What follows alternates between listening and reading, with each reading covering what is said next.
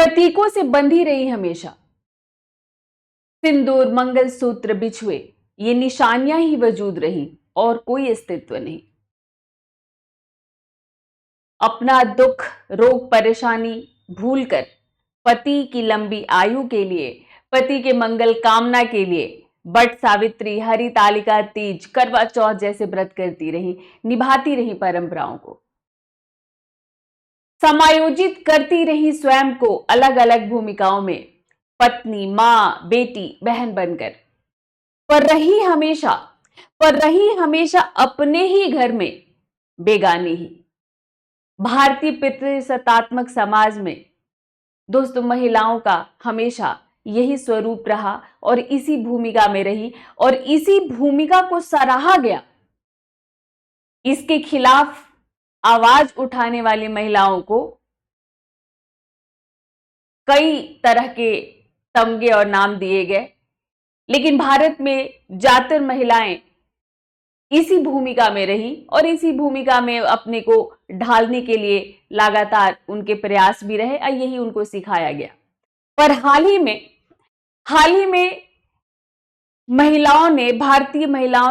कुछ भारतीय महिलाओं ने ऐसे कुछ घटनाओं को अंजाम दिया है जिसको देखकर, सुनकर लोग हैरान हैं और तहलका मचा हुआ है। इस बारे में एनसीआरबी की रिपोर्ट क्या कहती है, आइए इसको बताती हूं मैं आपको। पहले इसको देख लेते हैं कि अनअकैडमी पर 19,999 में पूरा का पूरा कंप्लीट आपको कोर्स मिल रहा है प्रीलिम्स और मेंस का, जिसमें अप टू 12 मंथ्स का फ्री एक्सटेंशन भी मिल रहा है और सिर्फ 19,999 में मिल रहा है आपको, और ये ऑफर 31 जुलाई को खत्म हो जाएगा। तो एनसीआरबी की रिपोर्ट इस बारे में क्या कहती है दोस्तों? तो एनसीआरबी की रिपोर्ट कहती है कि पिछले 5 वर्षों में भारत के 5 राज्य उत्तर प्रदेश, बिहार, राजस्थान, महाराष्ट्र और मध्य प्रदेश में पत्नियों ने 785 पतियों की हत्या के मामले में दर्ज किए। 785 पतियों की हत्या के मामले दर्ज हुए हैं और इसमें जो है प्रेम संबंधों से जुड़ी हत्याएं भारत में हत्या के तीसरे सबसे बड़े कारण के रूप में उभरी हैं। और इसमें देखा क्या जा रहा है, तो इसमें 2 तरह का पैटर्न देखा जा रहा है। 2 टाइप के इसमें जो है मर्डर्स पत्नियों के द्वारा हुए हैं। जो पहला टाइप है, पहले टाइप में हम क्या देख रहे हैं कि वो महिलाएं जिनको अपने पति से वो अफेक्शन नहीं मिलता है, जो पति से वो खोजती हैं, जो उम्मीद करती हैं, वो प्यार, वो आकर्षण, वो जो है उनको उनकी मानसिक और शारीरिक जरूरतें पूरी नहीं हो रही हैं, तो वो जो है कई बार क्या है कि वो एक्सट्रीम स्टेप उसमें उठा ले रही हैं। रिवाज भारत में हमेशा यही रहा है कि जब एक लड़की विवाह करके आती है तो कुछ समय तक पति का आकर्षण उसमें रहता है, उसके बाद पति बाहर अपने को इंगेज कर लेता है, चाहे काम हो या एक्स्ट्रा मैरिटल अफेयर हो। भारत में पुरुषों द्वारा एक्स्ट्रा मैरिटल अफेयर को कभी बुरा नहीं माना गया। उस समस्या सिर्फ पत्नी को रही, बाकी किसी को भी नहीं रही। उसके बाद पत्नी से क्या उम्मीद किया जाता था? पत्नी से ये उम्मीद किया जाता था कि वो बाल बच्चों को संभाले, उनको पढ़ाए लिखाए, पाले पोसे, सास ससुर की सेवा करे, घर को संभाले, और आप ज्यादा मतलब मत रखो कि पति कहाँ जाता है, क्या करता है, लेट घर क्यों आता है, ज्यादा सवाल मत करो, प्रश्न मत करो। पति आता है तो उसका खुशी खुशी हंसते हुए वेलकम करो, उसको भोजन दो, सेवा करो। और भारत में महिलाओं ने अपने को समझाया भी, अपने आप को मारा भी और एडजस्ट करती रही। लेकिन अब जो है महिलाएं इसके खिलाफ आवाज उठा रही हैं और कहीं कहीं ऐसा हो रहा है कि वो बहुत एक्सट्रीम लेवल तक चली जा रही हैं और ऐसे में जो है वो प्यार कहीं और ढूंढ रही हैं, जो प्यार आकर्षण उनको अपने पति से नहीं मिल रहा, वो कहीं और ढूंढ रही हैं। तो ऐसे में क्राइम क्या रहा है? तो क्राइम हमेशा दोस्तों समाज में क्या है, तो वो एक विकृत मानसिकता ही हम कहेंगे उसको। लेकिन वो समाज में क्राइम तभी होता है जब वहां पर कहीं ना कहीं बहुत ज्यादा रिप्रेशन होता है, और वो रिप्रेशन कई बार विकृत तरीके से बाहर निकलता है, जाहिर भी होता है। तो अब ये जो आप क्राइम देख रहे हैं, इसमें क्या है कि इस महिला ने अपने देवर, चचेरे देवर के साथ मिलकर अपने पति की हत्या कर दी। पहले नींद की गोलियां खिलाई और फिर करंट लगा कर उसको मार दिया। इसमें एक पुरुष भी शामिल है, लेकिन महिलाओं को ही ज्यादा कहा जा रहा है। इसी तरह एक रीना नाम की, ये सभी रिसेंट 2-4 दिन पहले की घटनाएं बता रही हूं मैं आप लोगों को। रीना नाम की एक महिला ने अपने प्रेमी के साथ मिलकर अपने पति प्रदीप की हत्या कर दी। इसमें भी प्रेम प्रसंग कारण बताया जा रहा है, और इस घटना ने तो लोगों को हिला ही दिया। जुर्म छुपाने का एक नायाब तरीका कि ड्रम में भरकर पति के लाश को ड्रम में डलवाकर और उस पर सीमेंट जमा दिया। ये मुस्कान, मेरठ की मुस्कान है। तो मेरठ की मुस्कान और सोनम रघुवंशी जैसे केसेस तो मतलब एकदम रेयर ऑफ रेयरेस्ट केसेस रहे। लेकिन इस महिला में भी क्या देखा गया कि महिला का जो पति था वो मर्चेंट नेवी वाला था, वो बाहर रहता था, ज्यादातर समय वो बाहर रहता था, और उसी समय इसको एक अपना स्कूल फ्रेंड मिल गया। अब उस स्कूल फ्रेंड ने इसको कैसे इस्तेमाल किया, अपने तंत्र मंत्र के लिए किया या फिर कैसे किया, ये सब तो अभी विवाद की बातें हैं। कई तरह की बातें इस पर हो रही हैं कि ये हत्या तंत्र मंत्र के लिए हुआ या फिर ये हत्या साधारण प्रेम संबंधों का परिणाम था। लेकिन यहां पर भी यही हुआ। यहां पर भी क्या हुआ कि वो आकर्षण और वो प्रेम बाहर ढूंढा गया। अब ये इसमें आपको मैंने पहला पैटर्न बताया। अब बात करते हैं दूसरे पैटर्न की, कि दूसरे तरह की जो हत्याएं हुई हैं उसमें जो है, ये पहला आप देख पा रहे सोनम रघुवंशी। तो ये सोनम रघुवंशी ने अपने पति की हत्या क्यों कर दी? हनीमून पर ले जाकर वो भी अपने पति की हत्या करवाई, और इसमें जाहिर है कि उसका पसंद कोई और था, और ये फोर्स्ड मैरिज की देन रही है। ऐसा ही ये केस अभी तेलंगाना में ऐश्वर्या ने भी किया है। एक तेलंगाना की एक ऐश्वर्या का भी केस ऐसा ही आया है। और यहां पर इसी तरह का सोनम रघुवंशी के बाद का ये केस है कि एक प्रगति नाम की ये न्यूली मैरिड लड़की है, और इसने अपनी शादी के 14 दिन बाद ही अपनी प्रेमी के साथ मिलकर इसने जो है मुंह दिखाई में जो पैसे मिले थे उसको, सुपारी किलर को उस पैसे को उसने दिया अपने पति को मारने के लिए। तो ये जो है, ये इन हत्याओं के पीछे अगर हम लोग सभी कारणों को देखें, कारणों को तलाशें, जो कि बहुत जरूरी है। किसके लिए? तो आप सबके लिए। अगर एक आप देखने वालों में अगर आप एक साधारण इंसान है, यानी मतलब आप अगर यूपीएससी की तैयारी नहीं भी कर रहे हैं, तो भी आपके लिए भी ये जानना जरूरी है। मैंने भी इस पर काफी स्टडी करके आप लोग के सामने ये सारे कॉजेस लेकर आई हूं, तो आप लोग के लिए भी जानना जरूरी है। और जो यूपीएससी की तैयारी कर रहे हैं उनसे तो प्रश्न पूछा जाता है लगातार। जैसे अभी पिछले सालों में आप लोगों से पूछा गया है कि भाई भारत में क्या विवाह संस्था, मैरिज इंस्टीट्यूशन खतरे में है? क्या युवतियों में आत्महत्याएं क्यों बढ़ रही हैं? क्या युवतियों में स्वच्छंदता बढ़ रही है? तो ऐसे कई प्रश्न जो आपके समाज में हो रहा होता है, भारतीय समाज जो आपका विषय है उसमें यूपीएससी पूछती है। तो इन हत्याओं के पीछे जो 2 पैटर्न मैंने दिखाया कि एक तो आकर्षण बाहर ढूंढा जा रहा है, उसमें कहीं कहीं औरतें एक्सट्रीम लेवल तक चली जा रही हैं और वो हत्या तक कर डाला उन्होंने। और दूसरा, जहां जहां फोर्स्ड मैरिज रही, वहां पर फोर्स्ड मैरिजेस को अब जो है उसको इस तरह से रिएक्ट हुआ उस पर।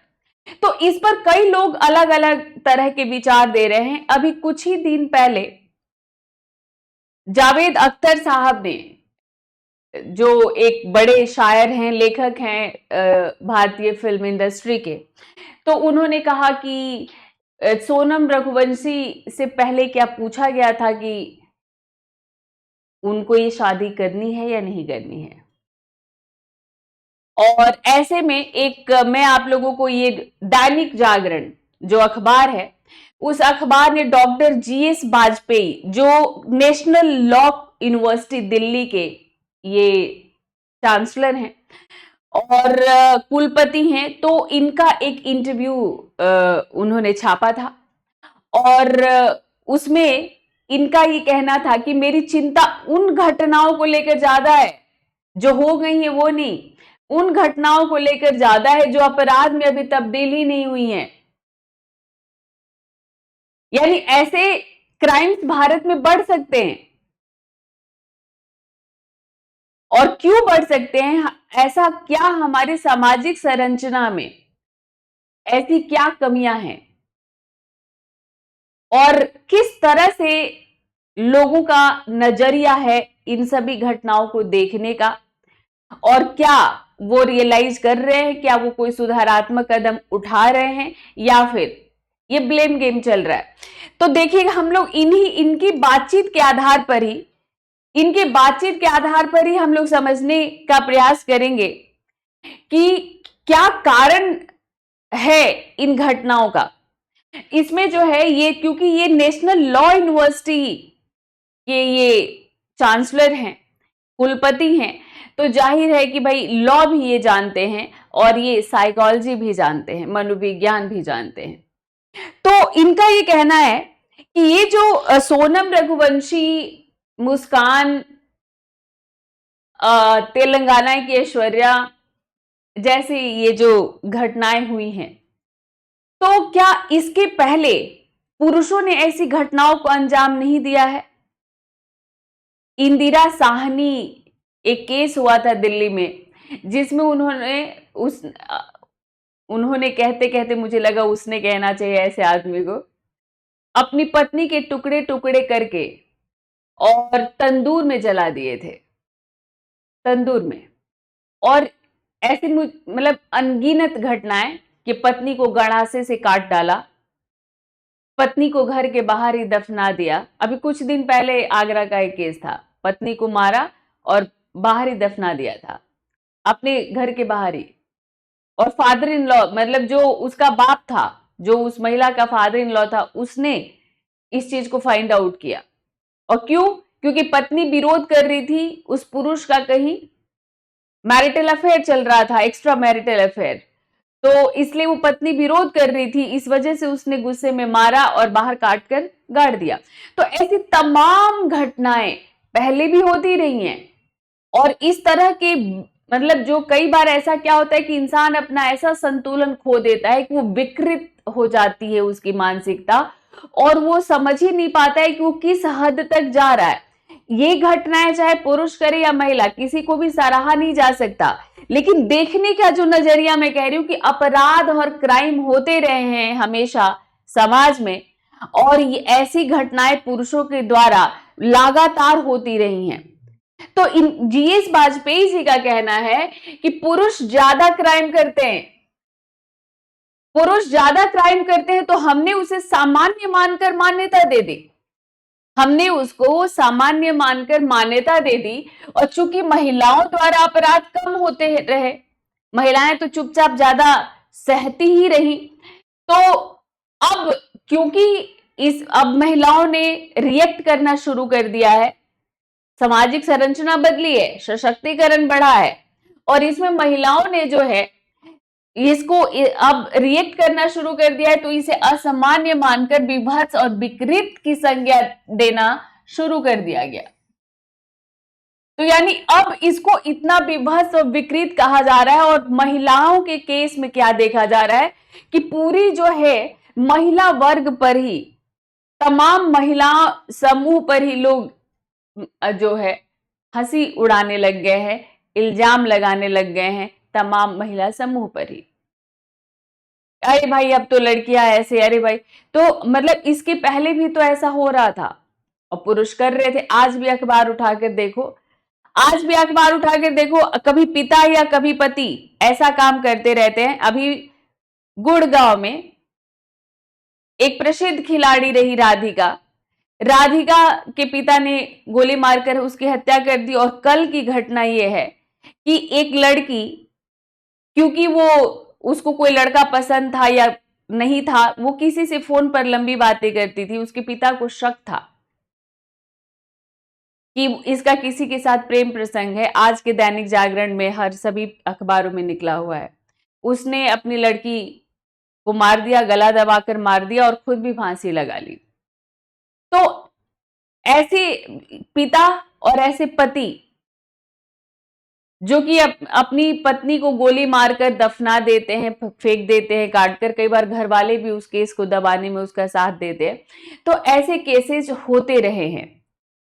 लेकिन मतलब अब ये केसेस क्या हो रही हैं, तो ऐसे केसेस जो है, अब ऐसे केसेस में महिलाएं भी ऐसे केसेस में अब इन्वॉल्व हो रही हैं, यानी महिलाएं भी कर रही हैं, सिंपल। तो ये कहते हैं, वाजपेयी जी का कहना है, ये अच्छा पूरा स्टडी करके इन्होंने अपने देश के जो साइकोलॉजिस्ट हैं, जो फॉरेनर्स हैं, सब पर पढ़कर एक जो ये इन्होंने अपना एक जो वक्तव्य दिया है दैनिक जागरण के अपने इंटरव्यू में, तो कहते हैं कि social learning of violence, ideal victim और पावर डायनेमिक्स, ये इसके कारण है। Social learning of violence, ideal victim और पावर डायनेमिक्स, ये कारण है इन अपराधों के पीछे। तो सबसे पहले हम देखते हैं कि भाई क्या है ये सोशल लर्निंग ऑफ वायलेंस, क्या है सोशल लर्निंग ऑफ वायलेंस। तो या ये तीनों देखो, social learning of violence, ideal victim और पावर डायनेमिक्स, ये तीनों एक दूसरे से जुड़े हुए हैं। ये तीनों एक दूसरे से जुड़े हुए हैं। अब सोशल लर्निंग ऑफ वायलेंस क्या है कि हम जो है, हम हमेशा से ये देखते आए हैं कि पुरुष ही पत्नी को पीटता है, पत्नी पुरुष को नहीं पीट सकती। मतलब ये बात सुनकर लोग मजाक उड़ाने लग जाते हैं उस औरत का कि उसने अपने पति को पीट दिया। और पति हमेशा मारपीट करेगा, गाली गलौज करेगा, इसको स्वाभाविक माना गया। तो हमेशा से समाज में, पितृसत्तात्मक समाज में यही माना गया कि पुरुष जो है कर सकता है क्राइम, महिला नहीं कर सकती। महिलाओं से हमेशा ये अपेक्षा किया गया कि महिलाओं को तो चुपचाप सहना चाहिए। महिलाएं इमोशनल होती है, रो देती है, कोई बात नहीं, रो रही है, लड़की है ना, तो मतलब महिलाएं रो कर, सहम कर चुप हो जाएं, चुपचाप सहती रहे। तो यही एक सोशल लर्निंग रही है, वायलेंस की, यही हिंसा की यही परिभाषा रही है हमारे समाज में। तो इसलिए इतना हाइप क्रिएट हो चुका है। दूसरा वो कहते हैं पावर डायनेमिक्स की बात कहते हैं।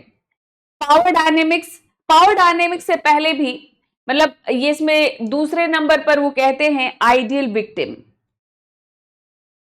आइडियल विक्टिम की बात करती है। आइडियल विक्टिम जो है, ये इसको लिखा है किसने, तो नील्स क्रिस्टी। तो ये एक विदेशी लेखक है नील्स क्रिस्टी, उन्होंने इसको लिखा है आइडियल विक्टिम। तो इस आइडियल विक्टिम पर जो है किसी ने अपना एडिशन लिखा है, ये है मैरियन डगन। तो आइडियल विक्टिम में हमेशा से जो है यही आइडियलाइज किया गया है कि समाज में हमेशा जो है महिलाओं को ऐसे माना गया कि वही एक सभ्य, सोबर, सुशील महिला वही है जो आवाज नहीं उठाती। और वो महिला जो आवाज उठाती है उसको कहा जाता है चालू है, बहुत तेज है। तो तो चालू और तेज जैसे शब्द इस्तेमाल किए जाते हैं उन महिलाओं के लिए जो आवाज उठाती हैं, यानी जो अपने जो भी उसके साथ हो रहा है उसका विरोध करती हैं, तो वो उनको कहा जाता है कि ये सही औरत नहीं है। तो हमेशा महिलाओं से यही अपेक्षा किया गया कि तुम चुपचाप जो है बर्दाश्त करो, चुपचाप सहो। तो महिलाओं को एक आइडियल विक्टिम बना दिया गया। और उसके बाद एक पावर डायनेमिक्स क्या रहा? तो पावर डायनेमिक्स ये है कि हमेशा पुरुष ही ऊपर रहेगा, पुरुष ही ऊपर रहेगा, और तुमको जो है हमेशा मान कर चलना है कि तुम उससे थोड़ी कम ही हो। और इस बात पर तुमको बहुत ज्यादा तर्क देने की जरूरत नहीं है। तो पावर डायनेमिक्स में हमेशा पुरुषों को ऊपर रखा गया, और पुरुष अगर क्राइम करते भी हैं, तो अगर पुरुष क्राइम करते भी हैं तो उसको जो है बहुत साधारण तौर पर लिया गया। उसको मतलब उसको ऐसे लिया गया कि अरे नहीं, इसमें तो कोई वो बड़ी बात नहीं है, चलो ठीक है। मर्दों का हाथ उठ ही जाता है, मर्द थोड़े गर्म दिमाग के होते हैं, तुम औरत हो, तुमको समझदारी से काम लेना चाहिए। तो इस तरह की जो है वो रही। ठीक, अब क्या हो गया है कि ये तीनों चेंज हो गया है। मतलब अब सोशल लर्निंग ऑफ वायलेंस तो है, वो तो है, अभी भी हमारे समाज के अधिकांश लोगों में यही कॉन्सेप्ट है कि पुरुष आक्रामक हो सकता है, महिला नहीं हो सकती। लेकिन जो आइडियल विक्टिमाइजेशन था, तो जो आइडियल विक्टिम वाला जो इमेज था, अब वो टूट रहा है, दरक रहा है। और पावर डायनेमिक्स भी चेंज हो रहा है, क्योंकि अब महिला सशक्तिकरण हो गया है। मतलब अब अधिकांश महिलाएं, अभी भी परसेंटेज बहुत कम है, अभी भी अगर हम लोग टोटल परसेंटेज की बात करें तो मेरे पास एक्यूरेट डेटा नहीं है, फिर भी मैं आप लोगों को कह सकती हूँ कि 30% से भी ज्यादा नहीं जाएगा। वो भी शहरी महिलाओं में है, ग्रामीण महिलाओं में तो आज भी नहीं है।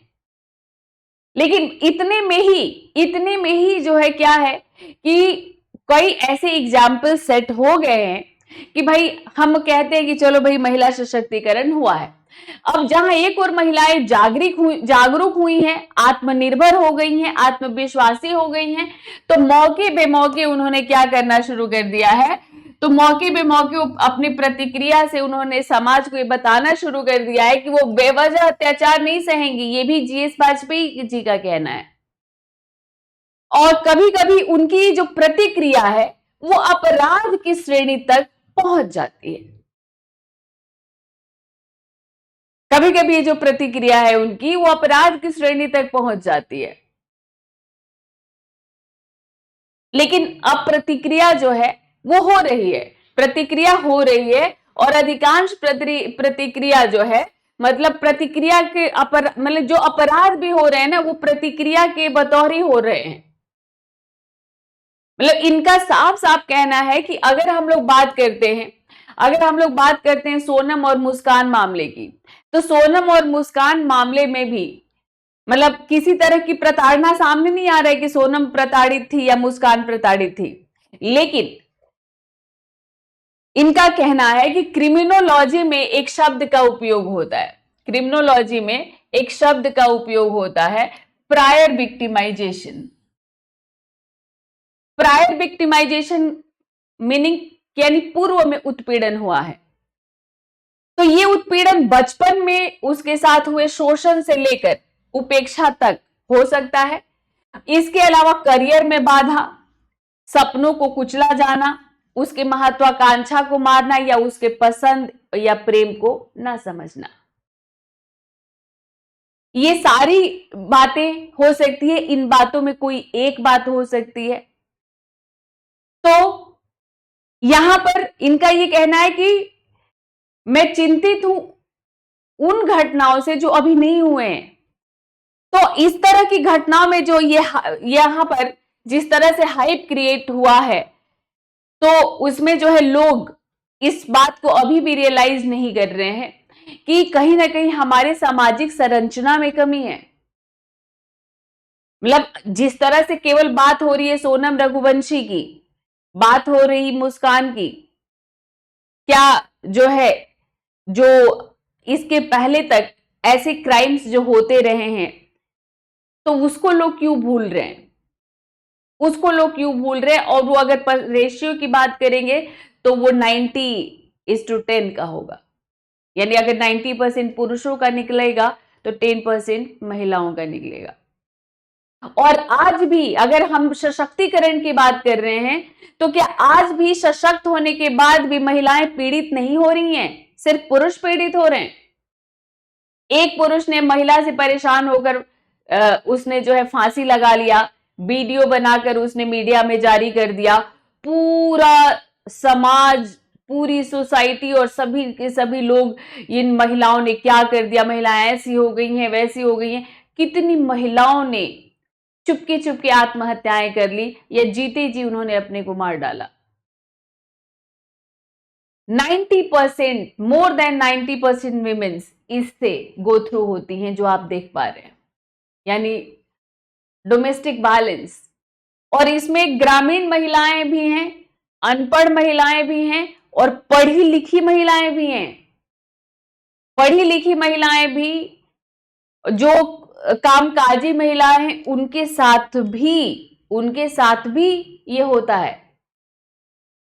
सामाजिक संरचना जहां ये जो ब्रॉटअप ही ऐसे हुआ है, एक पुरुष को ऐसे माहौल में ही एक वो पला है, बढ़ा है कि उसको ये सब, एक औरत पर हाथ उठाना, मारपीट करना, गाली गलौज करना एक साधारण बात लगती है। तो ये आज भी हो रहा है। और कई बार इसी में जो है ऐसा होता है कि महिलाएं एकदम एक्सट्रीम लेवल तक चली जाती हैं। अभी आज के अखबार उठाना आप लोग, दैनिक जागरण, अभी उत्तर प्रदेश का वो गांव मुझे याद नहीं आ रहा है, वहां पर एक महिला ने अपने नाबालिग बेटों के साथ मिलकर अपने पति का गला दबा दिया। कारण क्या है? एक बेटा 17 साल का है और एक 14 साल का है।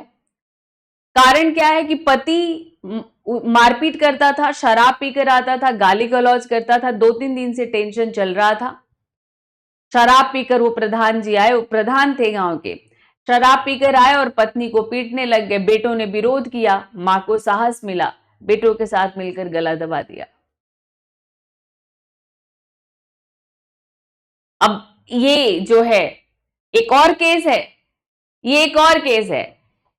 तो देखो, मेरा ये कहना है कि सोनम सही नहीं है, सोनम रघुवंशी को मैं सही नहीं कह रही, ना जीएस वाजपेयी कह रहे हैं, ना ही जो है मुस्कान सही थी, और ना ही अगर तेलंगाना के ऐश्वर्या की बात करें तो वो सही थी, या उसकी मां, या ऐसे तमाम जितने भी केसेस हैं, कोई इसमें सही नहीं है। ये अपराध है, और अपराध हमेशा क्या होता है कि वो गलत होता है। लेकिन ऐसे अपराध पहली बार हमारे सोसाइटी में नहीं हो रहे हैं। ऐसा होता रहा है, लेकिन नहीं होना चाहिए। और अब अगर महिलाएं ऐसा कर रही हैं, तो कहने का मतलब क्या है कि सामाजिक संरचना में बदलाव होना चाहिए। हमारा जो सोशल स्ट्रक्चर है, जिसमें कि पेट्रियार्की को पहले नंबर पर रखा गया और पुरुषों को जो ज्यादा वैल्यू, महत्व दिया गया, और पुरुष जो इसको मानकर चलते हैं कि ये तो मेरा अधिकार है। एक महिला अपनी पत्नी को गाली देना, उस पर हाथ उठा देना, ये तो मेरा अधिकार है। या फिर एक्स्ट्रा मैरिटल अफेयर करना मेरा अधिकार है, लेकिन मेरी बीवी किसी पुरुष की तरफ आंख उठाकर भी ना देखे। हमारे यहाँ की कहावत है, घर की मुर्गी दाल बराबर, यानी पत्नी तो ऐसी है, चाहे पत्नी कितनी भी खूबसूरत हो, पढ़ी लिखी हो, सुंदर हो, जो भी, पत्नी, पुरुष हमेशा बाहर आकर्षित होता है। मतलब सभी पुरुषों की बात नहीं करी, लेकिन अगर हम लोग रेशियो की बात करें तो यही है। तो ये सोच बदलना चाहिए। लड़कियों को उनको अपनी पसंद से विवाह करने का अधिकार मिलना चाहिए, और एक पुरुष को ये सोचते हो कि जैसे वो दूसरी औरतों में दिलचस्पी लेता है, वैसी उसकी पत्नी भी एक औरत है और उसको भी आकर्षण और प्रेम हो सकता है। तो अगर मेरे से नहीं मिलेगा तो वो कहीं और खोजेगी। तो इन्हीं सब बातों का ध्यान रखना है और हमें अपना जो एक रूढ़िवादी जो सोच है उसको बदलना होगा। तो मेरा ये कहना है कि ये चीज अभी भी जारी है और ये जो क्राइम हो रहा है उसके प्रतिक्रिया स्वरूप है, और ये जीएस वाजपेयी जी ने भी यही कहा कि ये प्रतिक्रिया स्वरूप है, क्योंकि सदियों से जो ये उत्पीड़न चल रहा है, सदियों से जो ये रिप्रेशन चल रहा है, ये उसका रिएक्शन है। ये आज के समय में ये रिएक्शन हो रहा है महिलाओं का, तो इसको रोकना होगा।